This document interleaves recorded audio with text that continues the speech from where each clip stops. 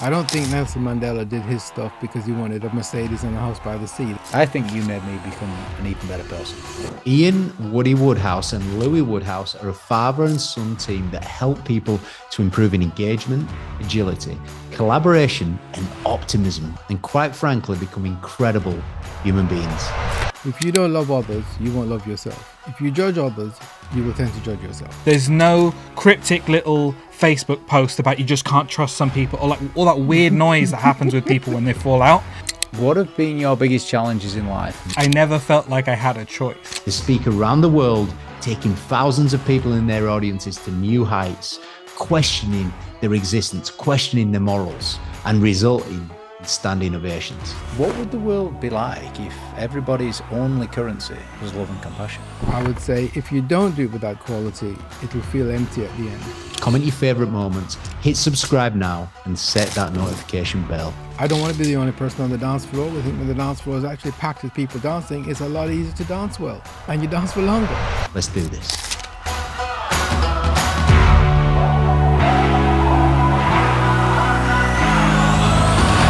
How does someone manage to stay so pure when they attract more money? I think one of the reasons is it doesn't matter how much money I attract, I probably won't end up with very much, because Nina will have projects of people who need it, and it will go. So I think you need enough. Beyond that, there's other things you need: community, love, health. That stuff matters more, but you do need enough. You need enough, and if you don't have enough, it's an issue. And different people have different enoughs. My enough is more. I now have more than I ever thought I would, and I'm not wealthy. But if you look back at my ancestry, my granddad, not great or anything like that, just dad's dad, died in his 50s, and he never flicked a light switch or turned a tap or spoke on the phone.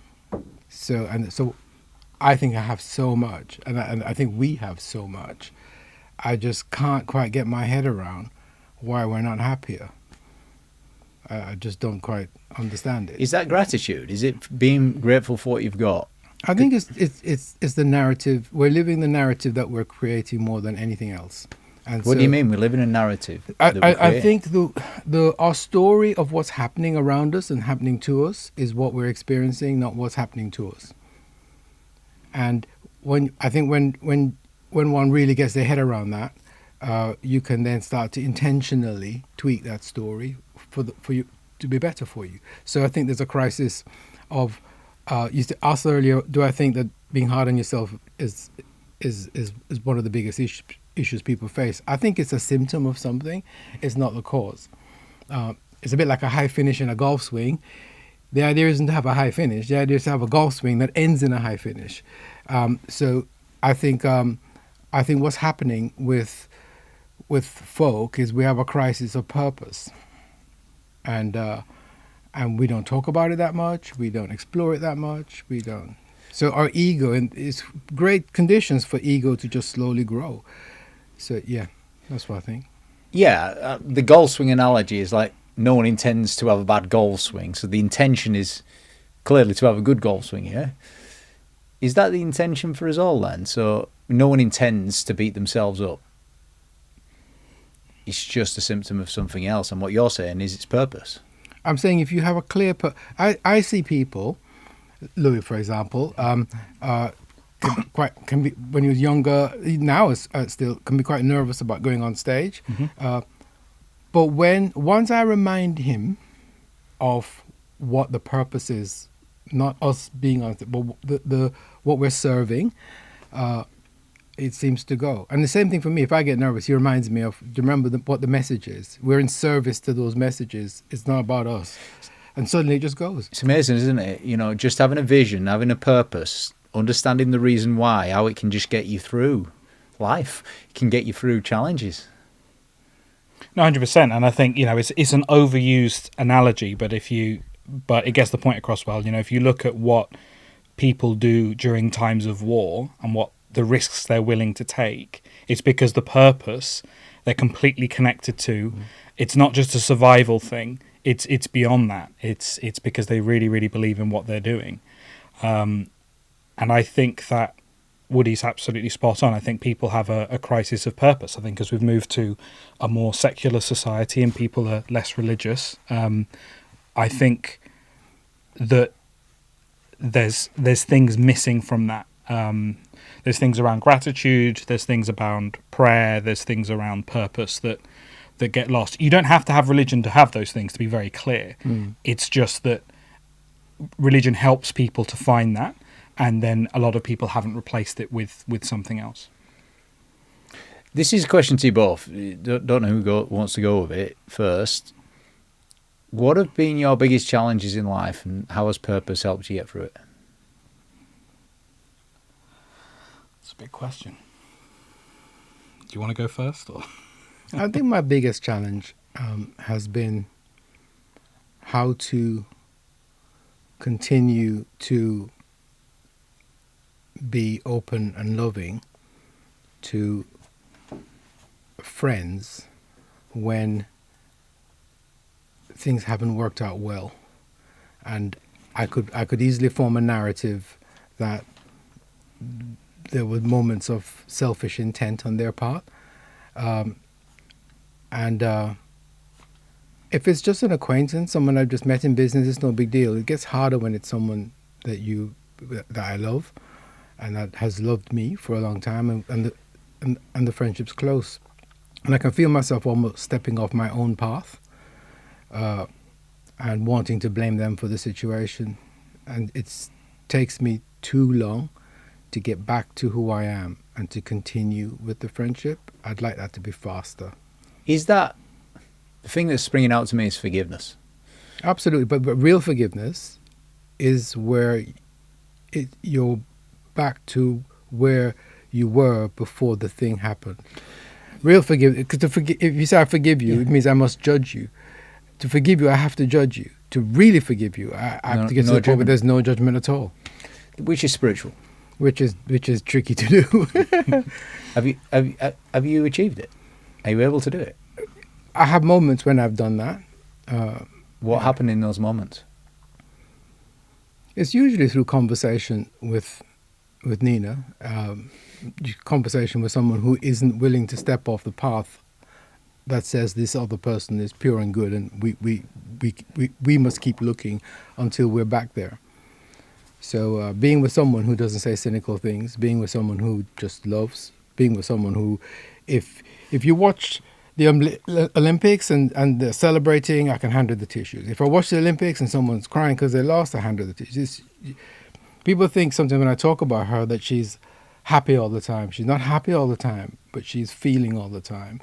And she feels what she experiences is your experience as it's live, as it's happening. And you could be a stranger on the train, or you could be an old friend. So if you're with someone like that, after a while I realize my moments of resentful thinking and that sort of stuff, it's just a sign of my immaturity more than anything else. It's when my ego gets in the way.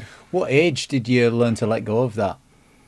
Resentful feelings. Well, you're speaking in the past tense like it's something that's happened, okay. and I'm now on the other side of the fence. That's not how I experience it at all.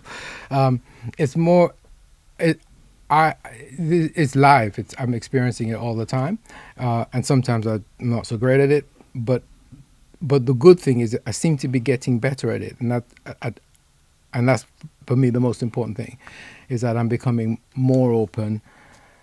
My skin's coming thinner, and what does that mean? My skin's I'm becoming more porous, so that things can get to me, people can get to me, because it's very easy to create an act and then just get stuck in that act. Right. And instead of being a counterpuncher in life, instead of being in response, you export, and then other people have to adjust to you. I'm more of I walk in the room and listen. I walk in and feel to see how what's the best way to be here. I don't know when that started, but yeah, I would say that. Both Nina and I, we're listeners, aren't we? If we meet people on holiday, they tell us all their stories, and we walk away thinking, but we didn't say very much about ourselves. I think people are just not used to telling you something about themselves, and then you ask a question to peel off another layer behind that story. They're not used to that. And now that you told me this, so we go further into their story. And listening is amazing. I learned from Dr. Martin Newman, PhD in emotional intelligence. Wow.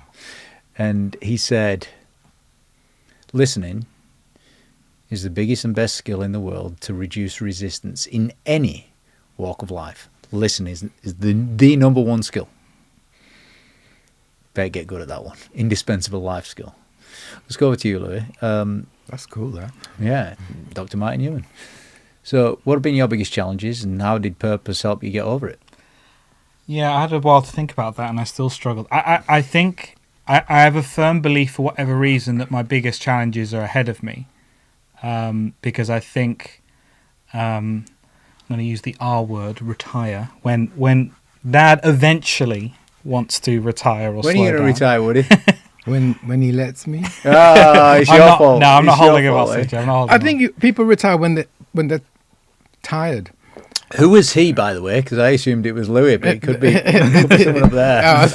Sorry, it was Louis. I was thinking of. I have no plans of retiring because I quite enjoy what I'm doing. Very much so, actually. yeah, for me, I think that will be one of the biggest challenges. Will be transitioning from sort of us working as a duo to when it becomes more of a solo act. So it means anything else I've done feels smaller than that in comparison. To be honest, I think one of the biggest challenges, and I'd say I'm part way through it, has been an internal one, and that's been that thing we spoke about earlier in terms of being tough on yourself and hard on yourself. I think from a young age I was very critical of myself, and I would be much more critical of myself than I would of other people. I give other people the benefit of the doubt in a situation where I wouldn't give it to myself. And I think that's been an ongoing journey and something I'm still working on, but I've made a lot of progress on that, which allows me to do things like this and to work with Dad in the way I do. I don't think you could do it if you weren't able to give yourself a pat on the back every now and again. Yeah, definitely. Any comment, Dad? I think he's spot on, and you're getting better at patting yourself on the back. And I know it's not so easy working with him because I like being live. It's nice to have a little script, but okay, forget that now. Be live. Yeah. People, that's what's rare. Be alive. yeah. Just be in the moment. And if we do something and it works really well, it'd be easy to just package that and then rinse and repeat. But people can tell when it's being rinsed and repeated. I think they can. So, you two are speakers, all right? So you speak on stage. Woody, you've been to one of our conferences previously and spoken on stage. And do you remember the little thing that you taught the whole audience, and everybody was just listening, fully open and intentionally listening to you? You made a recommendation for when they go home to put their hand in the pocket and turn it on. What do I mean? Do you remember? It's we go to I say we, all of us go to a lot of conferences. We see a lot of TED Talks and that sort of stuff, and we all get excited about doing things, but we need triggers to anchor things. And it dawned on me about maybe 10 years ago. It actually dawned. A conversation happened with someone who was struggling, and we both agreed we would try this thing, which is when we get home, when you get your key out, don't just put it in the door, use it as a trigger. As an experiment, because I also think we learn from experiments more than from intention. So you just experiment with something and see what happens. And the experiment was to see if you were to intentionally switch on, say, 7 minutes of joy from the moment you see your front door, just 7 minutes, that would start to reprogram your brain, our brains, and also reprogram our brains in terms of the amount of agency we experience over our own experience. Which is being in control of your own experience is agency. Yeah? Being aware that I am to a large extent the author of it. Yes. So if I'm feeling down, instead of thinking, oh, I'm down at the moment, I'll think I'm doing down at the moment. Right now I'm doing irritated. Right now I'm doing nervous, as opposed to I am nervous. And just by reminding myself that I'm the one that's doing it, it gives me a lot more agency over it. Yeah. So I also know that it happens in homes. People get home and they feel fatigued. The journey was tough. But even the journey wasn't tough. You're sat in your car, all comfy. I'm doing tough right now. Exactly. You got me now, you know. It's like, you do have so much agency in that. Oh, I'm doing nervous now. I'm doing fatigue now.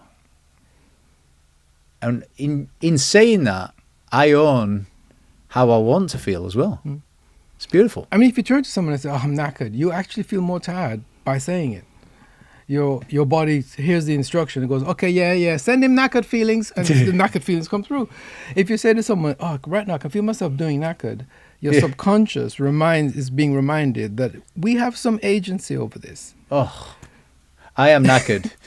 All you got to do, folks, you heard it here today, just throw one extra word in there. It's the word doing. Yeah, there's something that you're doing right now. Is it doing or being? I call it doing, right? Because I think it's more changeable. Because doing is a behavior. It's easy to just change a behavior. Being is a little bit more tricky. Okay.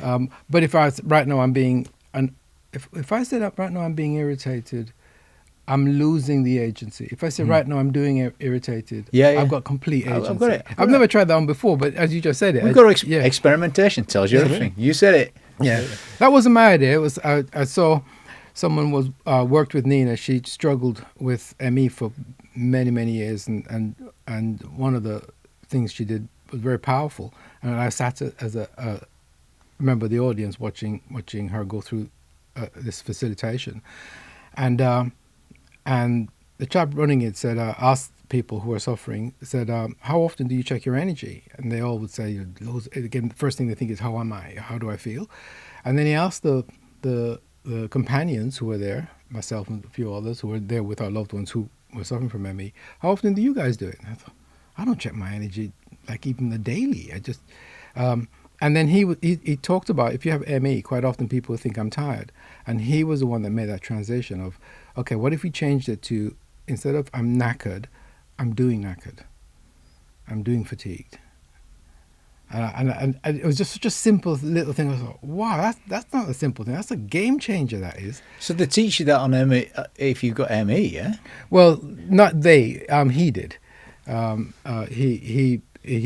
We tried everything for many years. By the way, that was also a real gift. Did that work? To a large extent. Nina went from, Nina was an athlete when she was younger. She was my boss's boss when I met her, a real workaholic. She got to the point where if she went for a walk, she'd be out for the count for the rest of the day. 2 flights of stairs, she's done. And the prognosis was it's going to be like that forever. So it's not like, and we'll get through this. This is, get used to it because this is life. So it's also learned then there's no point me looking to her to give me energy. I'm the source of the energy in this relationship right now. And I do believe you should live your life according to mantras. And one of the mantras someone gave me earlier on is the best gift a man can give his kids is to love their mother. So the best gift I could give him and Dom is to love Nina. So that became the North Star. I would say it was an absolute gift that forged my character more than anything else. What's forged your character more than anything else then? Oh, what else? Probably this job. Probably working with Dad, I think, has been the biggest thing. It wasn't what I planned to do. Before I started working with Dad, I was in a very different place, a different position. I'd that being hard on myself thing had caused other problems, and I'd dropped out of university and jumped between different jobs and all these sorts of things. And then I got an opportunity to come out with Dad and watch him work and see him do one of his talks. And at this point, I didn't even really know what he did for a living, if I'm honest, at that stage. And then I saw him do the talk, and he stood up and he talked about our family. He talked about a lot of the things that we would talk about in our family. And the bit that struck me was, this mustn't be normal, in the sense that I thought everyone talked about this stuff, but I could tell from the audience's reaction that people didn't necessarily talk about it, or at least not in the same way that Dad articulates it. And I was quite inspired from that point but also quite afraid because it's a daunting thing to do. But it's funny how you can have all these emotions sort of mixed at once, because on the one hand I had this sort of self-doubt, but on the other hand I had the arrogance that if my dad can do it, I must be able to do it. It's interesting how we can have arrogance and self-doubt at the same time. And I kind of had that, and then I started working with him, and the experience of living the material, because to be able to present it, I felt I had to live it, and really pushing myself to do it, even though I didn't always feel like doing it and didn't always feel like doing the job. It really changed me quite significantly over time. And especially once I made a transition and I made a decision, I really wanted to do this and not to just have this as a phase. How did you make that decision? How did I make that decision? To be honest, it was a confidence thing. It was once I got confident enough that I thought I could do it as well as Dad, different to Dad, but I had a belief that I could do it as well as him at some point, not in the immediate term, but for a while I thought I would only ever be, I didn't want to just be a sort of a tribute act to what Dad was doing. You know what I mean? I wanted to a taller, more handsome version than me. But what came first, though? The belief or the decision? Which came first? I think the belief, because I think it was a few specific. It's a bit fuzzy because it's quite a few years ago that the transition happened. But there was a few specific talks where I either did the bulk of them, and then there's a few keynotes and stuff I did on my own as well, and they went really well. And I thought, oh, okay, maybe I could actually swing this one. Maybe I could do it. And also, especially in the ones I did on my own, I did some things different to how Dad would do them. And they worked. It wasn't better or worse, but it worked. It was a bit different, a slightly different feel, but it still really landed, and the feedback was good, and I got booked again and all that sort of stuff. And it was just that happening, because I think I was kind of waiting for the proof that I could do it. How did you get the belief, though? If the decision came second, what was it about yourself that you believed in? I think applause does that in the sense that but it's the audiences. To get the applause, you've got to go and do it. Oh yeah, I didn't have a choice whether to do it. In order to do it, you got to decide to do it.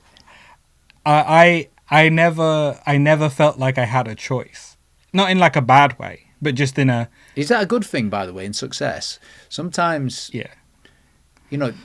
I like this adage that options can give you confidence. Sometimes also not having an option and having to do it can give you confidence. No, I think anything, all the major talks I've done, if I'd been given the option, I'd have probably backed out. I think it's because I felt that I had to do it, right? For whatever reason. Sometimes that reason, it goes back to purpose. A lot of it was because I feel passionate about the messaging we're putting out, and there certainly came a point where I realised that actually I'm pretty good at putting it across, and if I don't do it, it's either not going to get done or someone's going to do it worse.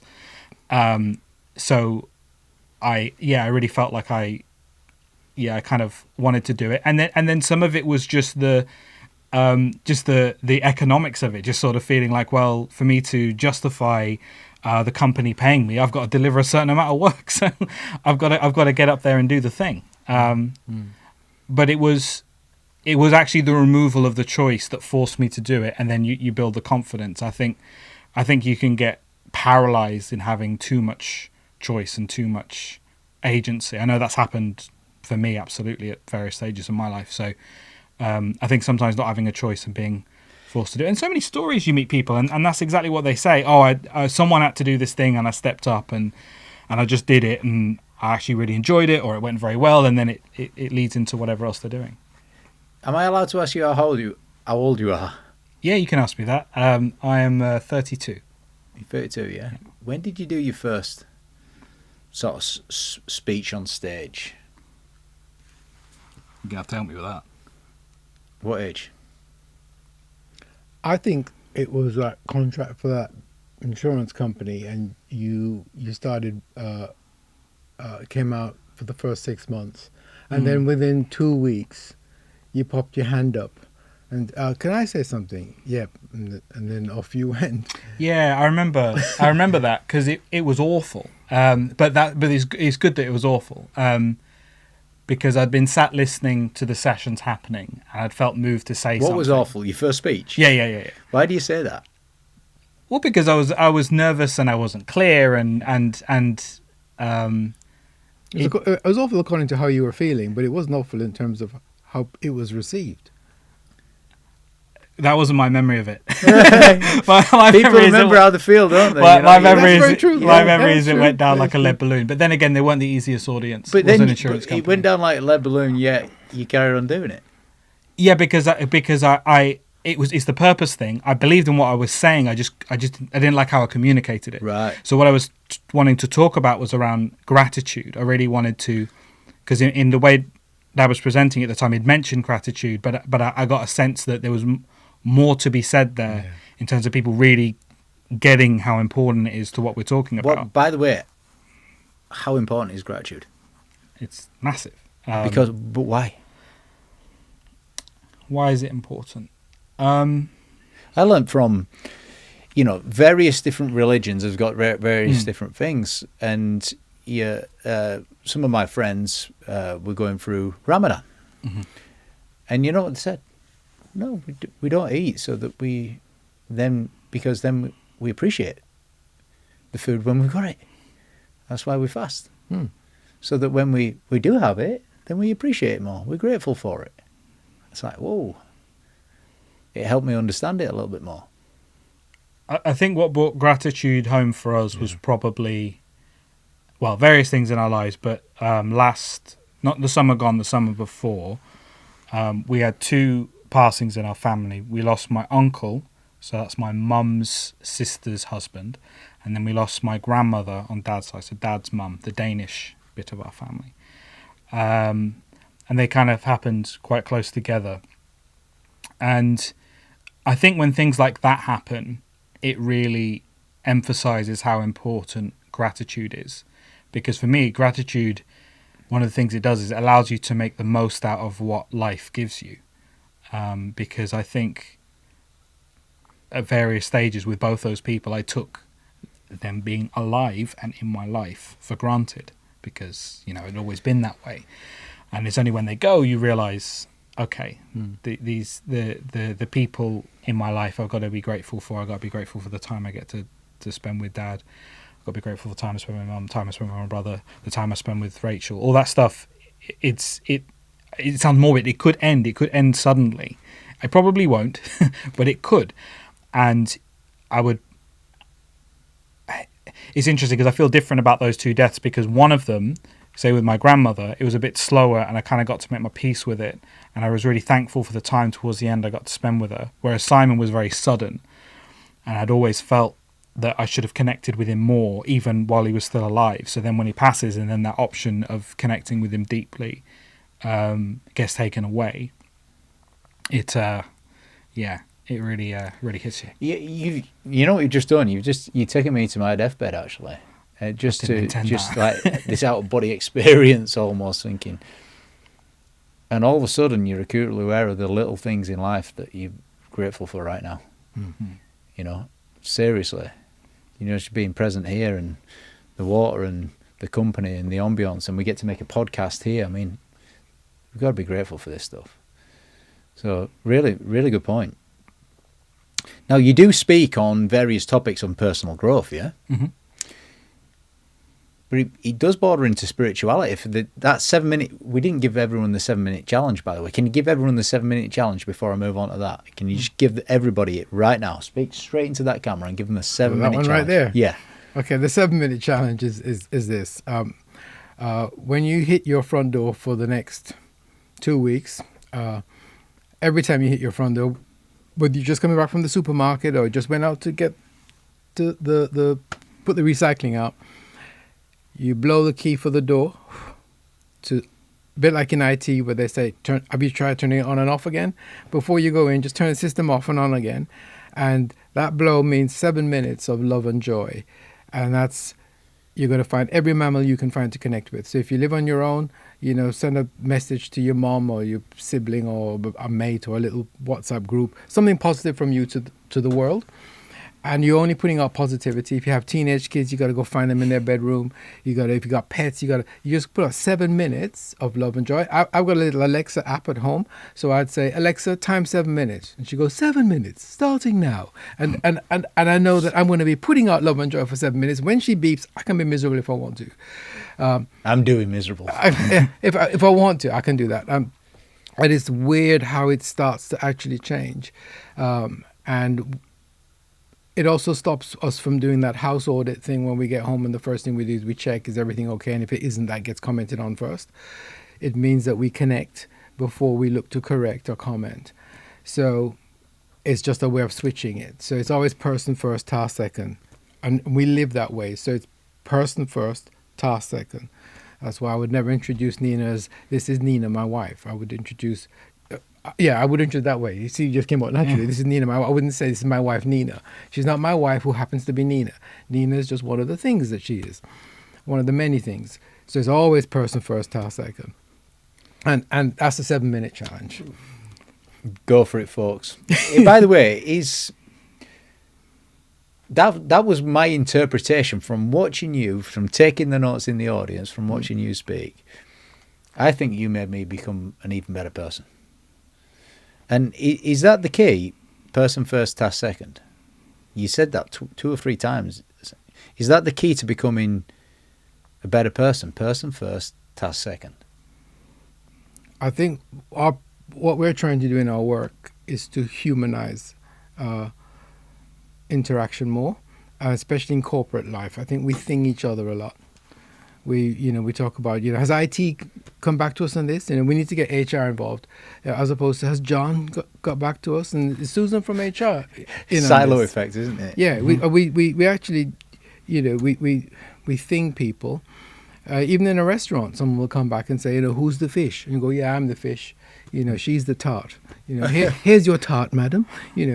And so what we're trying to do is to humanize our experience more. So on the train today, I can tell you who was sat around me. I can remember who was sat around me because I was aware of them. And you don't have to strike up a conversation, but it's worthwhile living life where if the only currency is love and human interaction, you value it more. So you get more connected to it. And that's kind of what we're playing with. But it doesn't feel like, because your questions, James, have been almost like it's something we achieved in the past and now we're living out of it.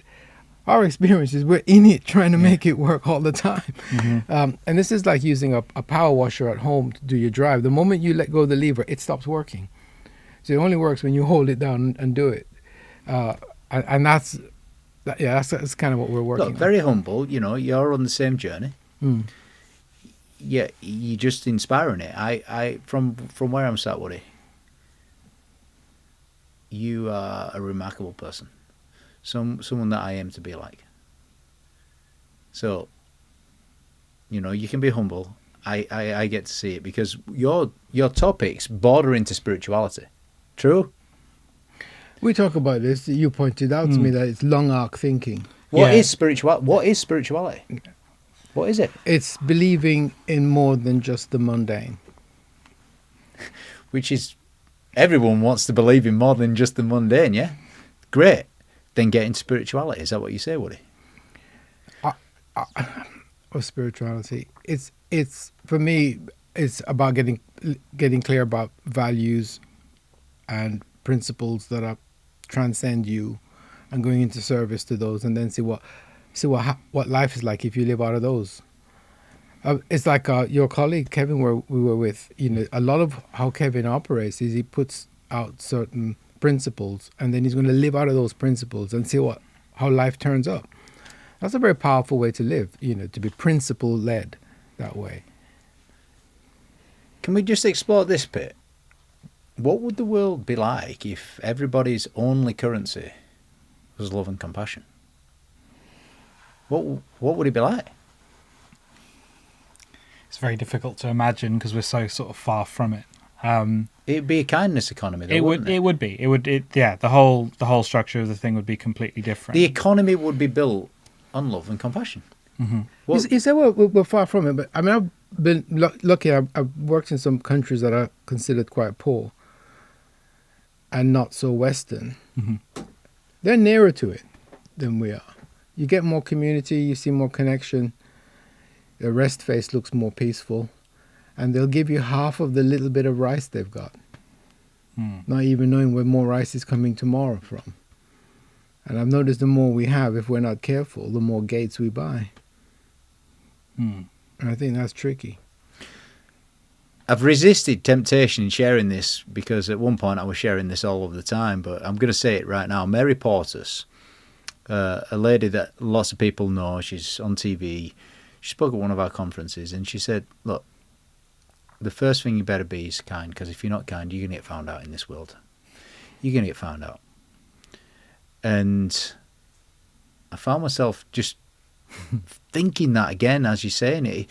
I mean, how would love, being kind, being loving, being compassionate, let's say I'm a young person just going into business now or wanting to develop a successful career, why would love and compassion and kindness help me accelerate, in your opinion?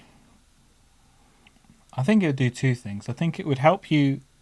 So I think there's an angle where it would help you accelerate. There's also a bit which is arguably more important, is it would have you have a much better time on that journey, because at the end of the day, the journey is all there is. If you see what I mean, if you approach it all, if you approach all of it as a means to an end, I think you're onto a losing one there. The work you do, the business you do, that has to be an end in of itself. You'd enjoy and appreciate it more along the journey. Yeah. So there's that part of it, but there's also just a part of it. What's that phrase you say sometimes? You won't get on unless you get on. There's just the fact that you'll just have better relationships, working relationships, friendships, personal relationships, and all that. The personal relationship supports your working relationships, like this sort of strong divide between work and home. I mean, maybe it's easy for us to say that doesn't exist with us because we're a family business, but I think having for me the two things support one another. My personal life gives me energy and connection, which helps me in my work life, and actually, especially when if there's challenges in my personal life at a specific point, my work life can actually help me through that, because it just gives me a break and something else to focus on, and a reset. So I think that love and kindness will help you there, but I think it will help you massively in the relationships and the bonds you get to build, because I still think, and because we're lucky because we get to go and work with lots of different organizations and see sort of a cross section of lots of different businesses, being able to build good relationships with people, and not just at surface level, but actual deep trust and connection, and friendship, can still really, really help you progress. And like I said before, not just in terms of what you achieve on a bottom line level, but how much fun you have doing it. Which is probably more important. I mean, I was taught many years ago when I was about in my 20s that people have two basic drives. One's to be lovable, and the other one is to be capable. Those are two fundamental drives that we want to experience: to be lovable and capable. So, lovable, not capable. Everyone likes me, but I'm useless at doing anything. That doesn't feel so great. I'm really capable, very successful, but no one likes me at all. That doesn't feel so good either. Lovable and capable. Now we're talking. So, I think, going back to your question, why would a young person starting off? Why would we want to say, you're going to do this journey? How about you do it with this quality? I would say, if you don't do it with that quality, it'll feel empty at the end. And it'll also go in on yourself, because it's a game of mirrors. If you don't love others, you won't love yourself. If you judge others, you will tend to judge yourself. This is what I'm noticing in myself, and I'm seeing in others. It's all just a game of mirrors. So that's why I think it's so important. Confucius had a great saying. Okay, it's not one that many people knew Confucius said, but he did say it. And Confucius used to say, "Be like sat-nav." That's what Confucius used to say. No, where are you going? Decide where you want to go, And then what SatNav does is I want to get to Liverpool, this address in Liverpool. SatNav doesn't say, oh, well, if you want to go to Liverpool, I wouldn't start in London. You just give me a second, let me work out where we are, and here's the route. But here's also the thing you can do with it. You can go, but I wouldn't mind dropping in and seeing Dom on the way up. So I can put in some little qualitative, I want to go the scenic route. You can tell SatNav kind of other little things. And I've got that up. And then when you're going along, it'll sort of, there's traffic here. Do you want to have a faster route? Do you want to? But it never whinges. It just accepts it. And so you're only ever here going forward, and the past is already gone. It's even on my map, it doesn't show me where I've been. It's just showing me where I'm going. Yeah. And I think it's a great way to be. Just be like SatNav. SatNav doesn't whinge about the traffic. Really? Woody, I just need to tell you, you've done it again. What? Becoming an all-round decent person. You've just done it again to me.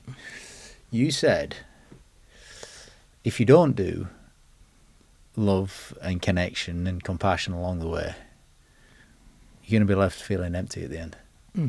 Whoa, it's amazing, isn't it? When you put that's a reality, which helps me move forward and embracing love and compassion along the journey.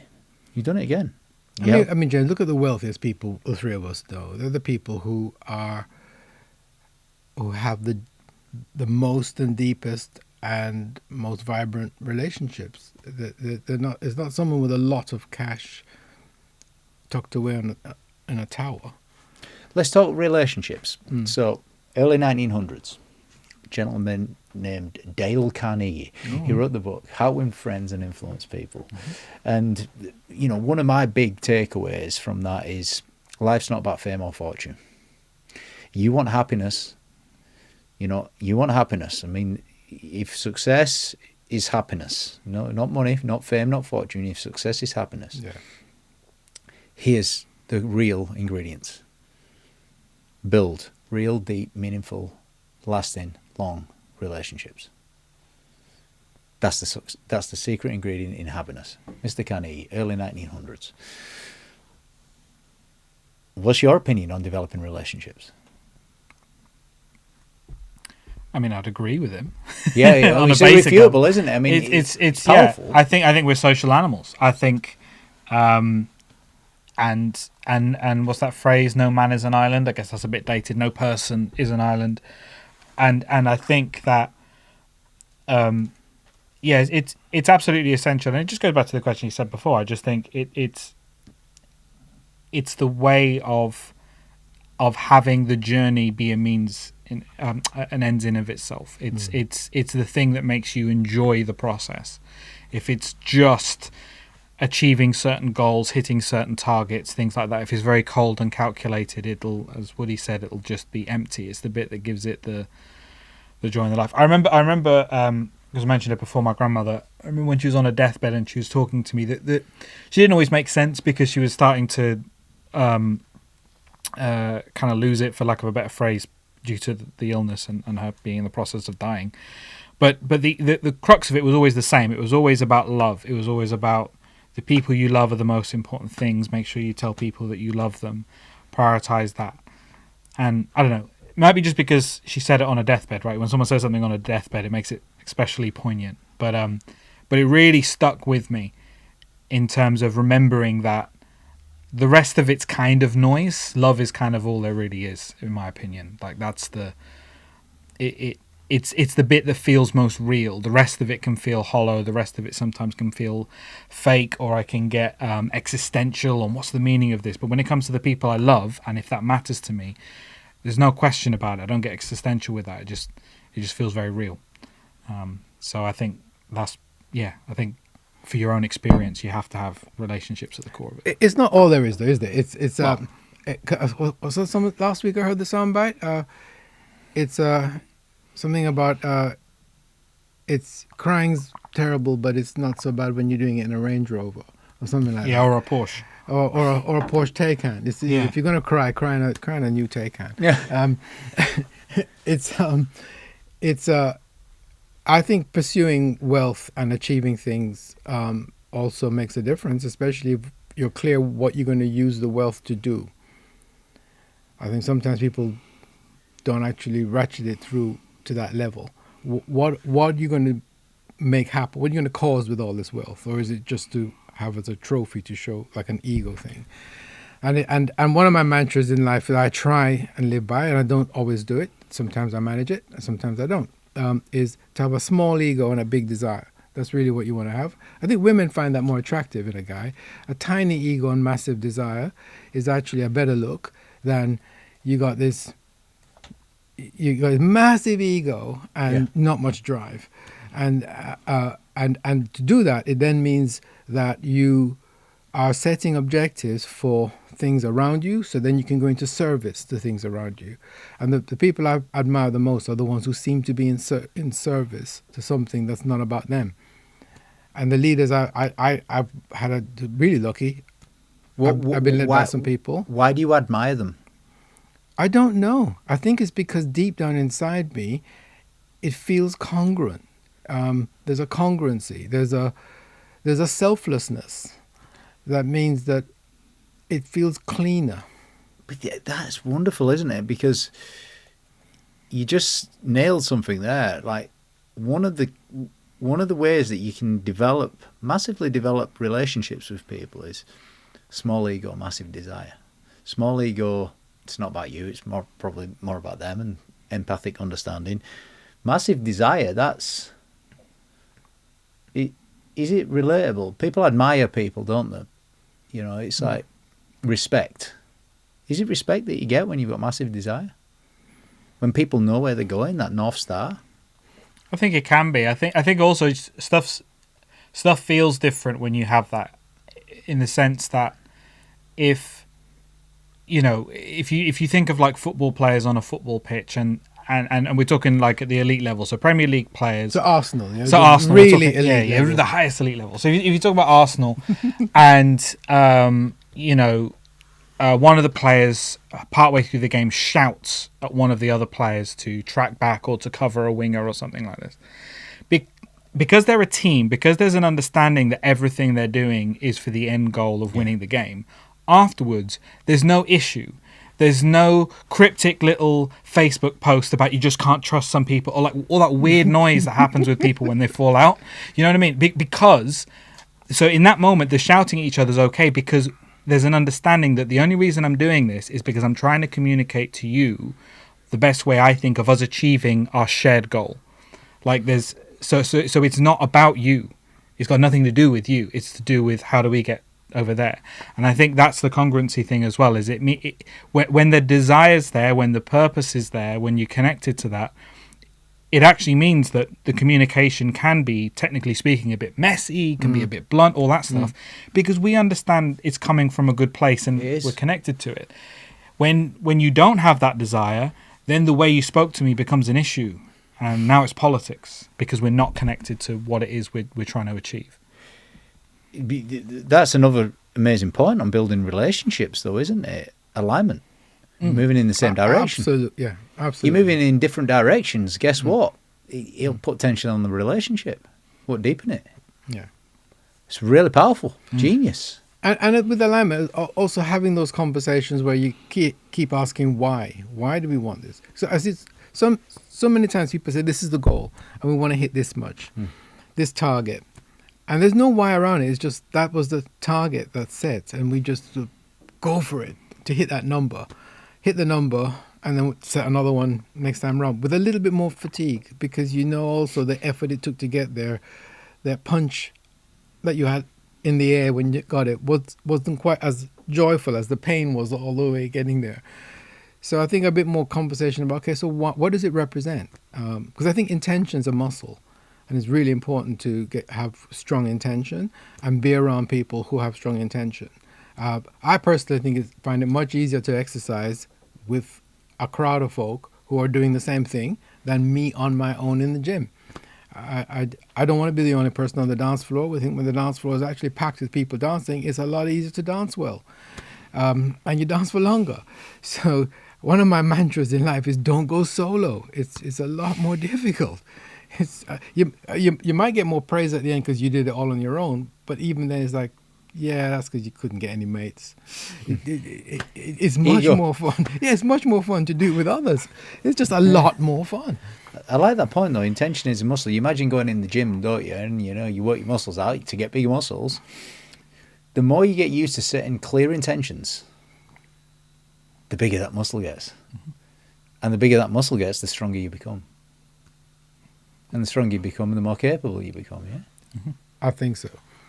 And if you have a goal that's not to do with you, it seems to quantum leap that intention. Yeah. I don't think Nelson Mandela did his stuff because he wanted a Mercedes and a house by the sea. That's why he took that path. He took that path because there's things outside of him he wanted to actually see happen in his lifetime.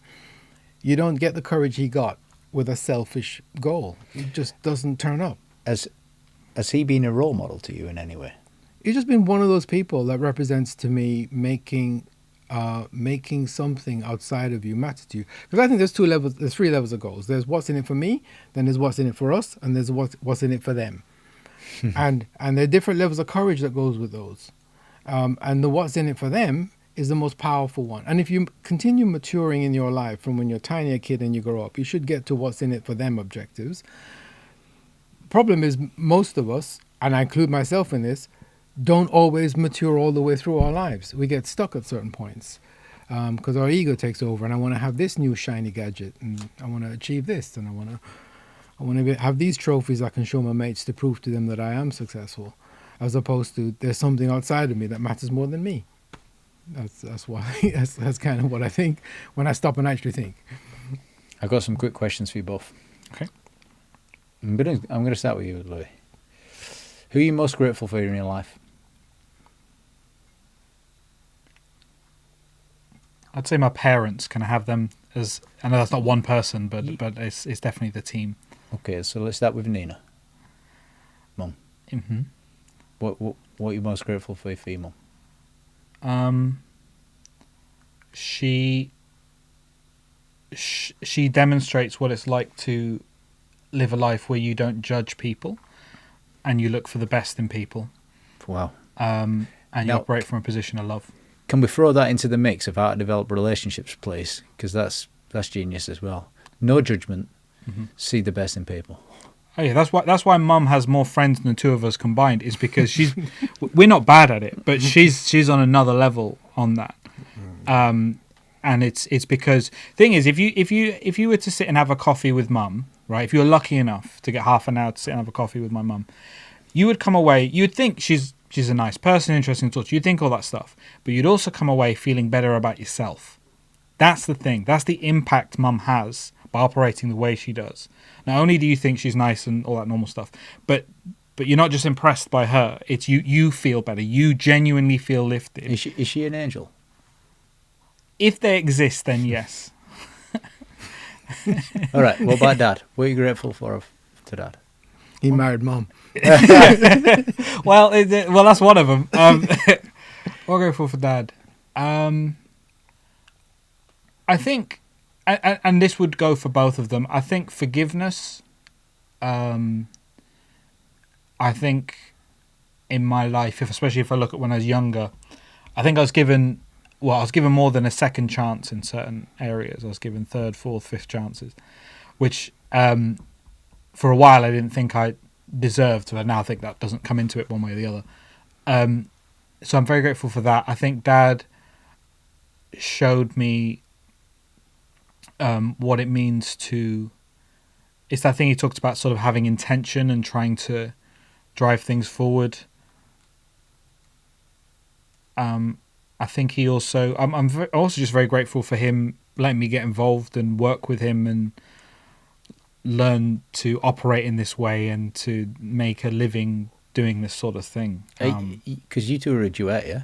Yeah, we work as a duo as much as we can. Sometimes the schedule means we separate for a bit and then come back together. It used to be Woody and his son. It's now become Louis and his dad. But I'm okay with that. We're not quite there yet. Although I did see a LinkedIn post where they referred to us as Louis and his dad, and I was like, yes, the little competitive bit of me. But yeah, I'm very thankful for my dad. Woody, who are you most grateful for? Well, there's no surprise coming here. I've known Nina for 38 years, and I'm yet to hear her say something cynical. Does not even occur to her. Pure. Yeah. And I remember once we had a falling out with some close friends. I mentioned it earlier on. I mentioned it because it had such a big impact on me. It was in 2017 it happened. And it was as a result of that I did a whinge-free year just to sort myself out and get back to equilibrium. So And did that literally mean there was no expressive whinging for a year? yeah, Zero. Zero. Did you achieve it? The odd whinge came out, but never a rant. Not one whinge binge. But the odd whinge came out, and then like, oh, I think I just whinged. Okay, let's knock it on the head. You're not labelling it the whinge-free year. Yeah. Helps you embrace it a little bit more, doesn't it? And you tell people. It's a challenge, yeah. You tell people you're doing it and stuff like that.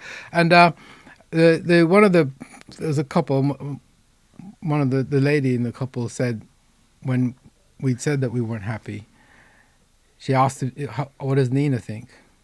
And I said, Nina's not happy about how this has turned out. And that's when the person just completely said, but Nina, her words were, but Nina is just pure. If Nina is not happy, then I really have to take a look at how we operated. Because obviously wasn't right. And I just confirmed for me that I'm with someone who only has one way, the right way, and plan B doesn't exist. It's just one way. We're going to do this with integrity, or we're not going to do it at all. There we go. Anyone else besides Nina?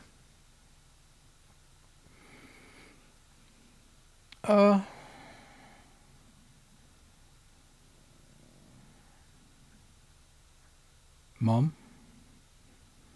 What do you get from Mum? My mom taught me to be generous.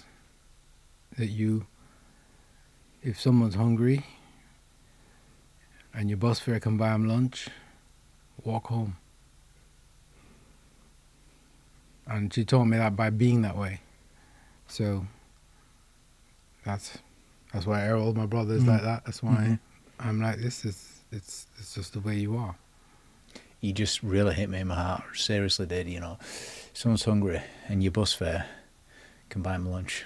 Walk home. It doesn't get better than that, does it? And then you're not just walking home. You're walking home free and uplifted as an incredible human being. Proud of yourself. And James, there's a selfish intent as well, because I also know that the universe will reward. The universe lucky things will happen. That person you bought lunch, maybe it comes from that person, or maybe it comes from completely unrelated. But you'll find good fortune, good moments. Lucky things will happen. All right. I do believe in karma. Likewise. Yeah, I think there's something karmic about life, and even if the karma is just the experience you have, but then at the end of the day, that's all you have. So, so that's what I think.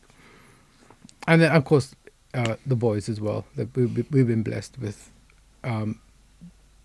kids that are kind, and I think that's easy to just gloss over. I'm not surprised. From where I'm sat. All right, boys. The best book that you've ever read. Spot the dog. Spot the dog. So carefree, Woody. The Hungry Caterpillar. It was so relatable. Yeah. The best book I've ever read. I don't know. That's a really you've thrown me with that question. I mean, as a kid, I have to say, in terms of the books that had the biggest impact on me, I know it's cliche for a millennial, but I absolutely loved the Harry Potter books when I was a kid. Why? Because I was a dark-haired boy with glasses that didn't quite fit in, and it was a story about that boy being very special. So I think that was very appealing to me. You are special. That's really cool. So it was appealing to me as a child. It just captured my imagination and was. I have some happy memories actually just sat reading those books. Stay with that, Woody. What about you?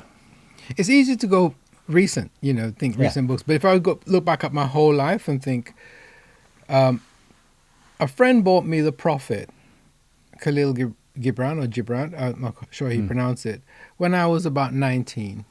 And I think it only just, I don't know how old it was then. Not very, I'd imagine. And it's the first time I read something without putting it down, and every page seemed to have relevance. And I quite liked it. And it I wouldn't say it set me on a path, but it made me more curious about the power of the power that can be derived from the spoken word and from powerful sound bites. Favorite movie? You know mine, don't you? I don't know yours actually. What's Go on, Woody. Toy Story, man. Oh yeah. Oh, Toy Story. Yeah. You got a friend in me? Toy Come Story on. is the modern day Shakespeare. It is. It's the modern day Shakespeare, Louis. Come on. Yeah. Years from now, people be studying Toy Story. Who It's just are you? If you could be a character out of Toy Story, who would you be? Woody. Oh, you are Woody. What am I talking about? Woody. You got a friend in me. Is that your ring tune then? You got a friend in me. It should be, I guess. Yeah. I don't know what my favorite movie is. Interestingly, not the Harry Potter movies. Not that they're bad. It did. You know, when Yeah. it's that classic thing when a book's really captured you, the movie's never quite there. You're allowed that. There's 7 in it. Yeah, probably. To be honest, Toy Story is probably up there. I loved Aladdin as a kid and The Yeah. Jungle Book. One of these sort of Disney movies from when I was a kid. You know in Aladdin when he's on the magic carpet, he puts his hand down and says, "Do you trust me? Yeah. Oh yeah. Do you trust me?" Then there you go. Everything else. What's your favorite book? Favorite book? Yeah. My favorite book? Several books. So No, you're allowed one. I'm We were allowed one. I'm only allowed one. Yeah. So I'm gonna go with Napoleon Hill, Think and Grow Rich. That one has had the biggest impact on me overall. Now, scattered around the edges of that are many others. You were allowed one. I know. I've gone with it. And your favorite film, favorite movie. Shawshank Redemption. The Shawshank Redemption. Wow. Good choice. Yeah. Good choice. There you go. All right. Favorite holiday destination?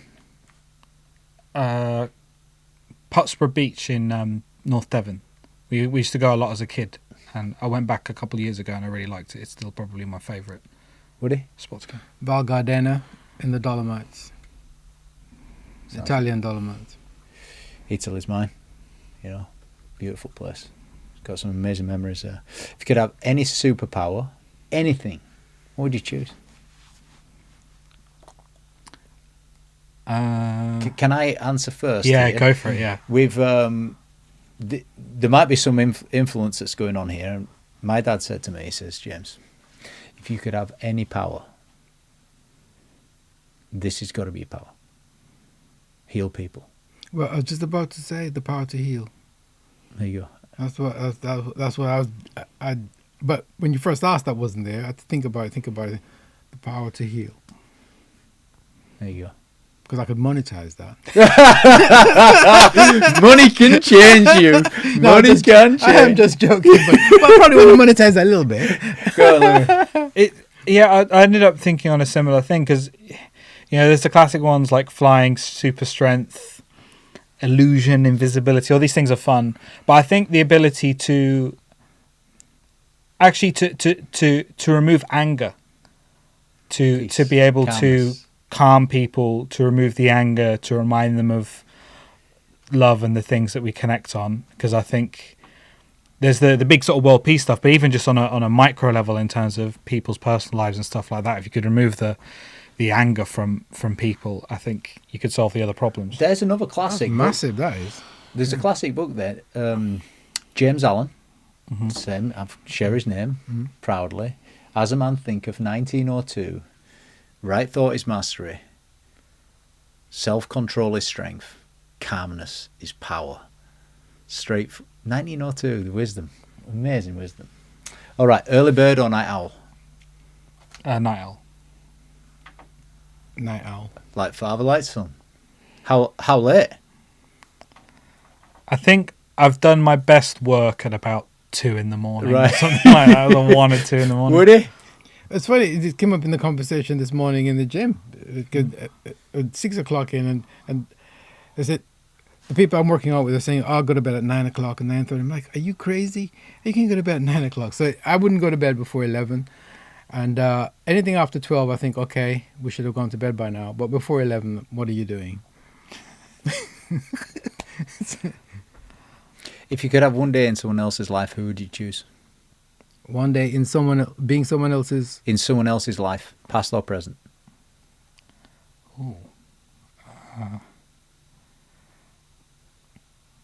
Do I get their ability to do stuff? Yeah, you've got a day. You're them. I think I would quite like to what it's like to be Stevie Wonder, because I love his music and the way he operates, but also you then get the experience of what it's like to be blind, which I think would be quite. So it'd kind of be a double whammy, because you'd also get that sort of profound experience as well at the same time, and interpreting the world just through sound in that way. So maybe Stevie Wonder's up there for me. I don't know, but I like what you just said. It'd probably be a musician, because you get to be in that flow that they experience, and to be a really, really good musician. It could be one of then now tens of thousands, and to be on a day where there's lots of performance to be done, to experience that, playing with others and being a channel for something like that. I would probably find that the most amazing thing to do. Yeah, it's just that moment, where something changes in that moment. Real deep spirituality. I was thinking like, when all of the bands got together on the original Band Aid, when everyone is there. Or feeling that I'd like to be the guy that discovered the wheel. Because that must have been quite a eureka moment. Yeah. Yeah. Or the lady that discovered the wheel. Yeah. I mean, let's be honest, it probably was a lady. Yeah, probably. There we go. What's the first thing people should do once they've listened to this? Make someone else a cup of tea. With love. With love. Make it with love. I don't know. I always say that when I make a cup of tea for someone. I say, here's a cup of tea, I've made it with love. I don't know why. I literally always say that, made with love. Call your mum. That's the first thing. If she's still alive, you should call your mum. Call your nearest and dearest. Yeah, that's what you should do. And tell them you love them. Yeah. Well, what would I like someone to do with this? I would like them to consider that life is an experiment, and so get very clear what sort of experiments you want to be running in it, and that you can change anything about yourself with tiny little experiments. So your likes and dislikes are a function of habit, not your genes. And it includes whether you like or dislike certain people. That's habitual as well. That's not to do with your DNA. So you can actually find little hacks to make yourself become increasingly compassionate, more loving as the years go by. I got many favourite bits of this session, but I'm going to nail this. This is my favourite bit. Without love and compassion, you'll feel empty at the end. And along the way, develop relationships and get aligned with people as you're going through it. That's my favourite bit. What's your favourite bit of this conversation?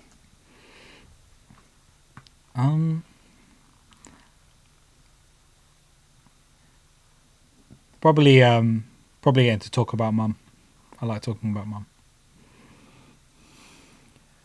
We don't do this. I wouldn't even say that often. We don't do this.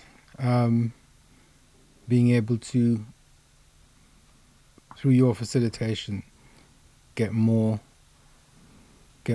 understanding of Louis' journey and our influence in his life. That's not normal for us. That's more than made the journey here worthwhile. I'd be curious to see when this is edited or whatever, and to watch Nina listen to it. I'd be curious to see what. Send me a text. Give me a call that day. Happens. Tell me what happens. That's been and the hospitality since we've got here and everything has been first class. So yeah. Because we've got first class people out there helping us. Thank you very much, team. And on behalf of everybody here, thank you, Louis. Thank you, Woody. Rock stars. See you next time.